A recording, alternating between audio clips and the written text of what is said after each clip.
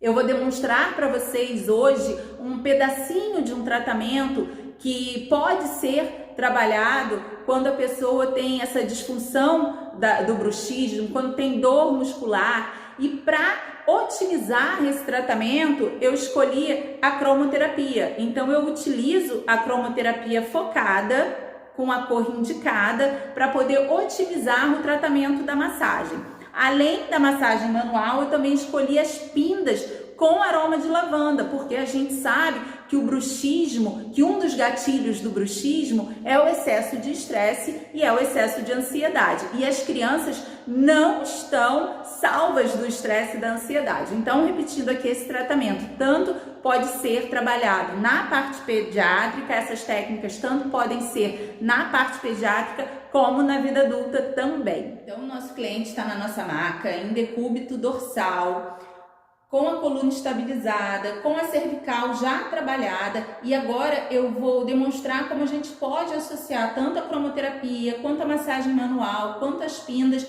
no nosso paciente. Hoje esse aqui é o Joaquim, é meu filho, paciente pediátrico, e a gente vai trabalhar, eu escolhi a cor verde na cromoterapia. A cromoterapia ela vai otimizar o tratamento.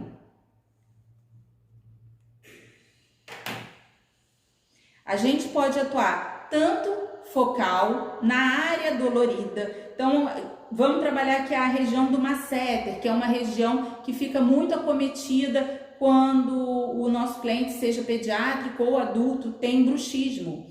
Então, a gente pode ficar com o verde focado durante um tempo, pode fazer também a parte de cromoterapia local, com um foco maior, e pode trabalhar pontualmente. Depois do tempo correto da cromoterapia, no verde, que foi a cor escolhida por ser a cor da saúde, de tratamento e de relaxamento, e a gente sabe que o bruxismo pode ser exacerbado, pode ser um gatilho do estresse, então a gente trabalha tanto a parte muscular quanto a parte emocional, a gente inicia a parte da massagem. Então, a gente pode trabalhar a massagem no ponto de relaxamento local e com as pindas.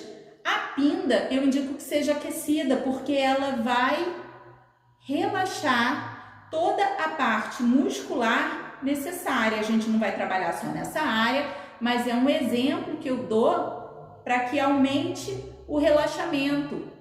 Além da massagem e das manobras manuais, você pode utilizar a pinda aquecida parada no local de maior dor, e após o relaxamento pela temperatura da pinda, você pode massagear ou você pode massagear com a pinda.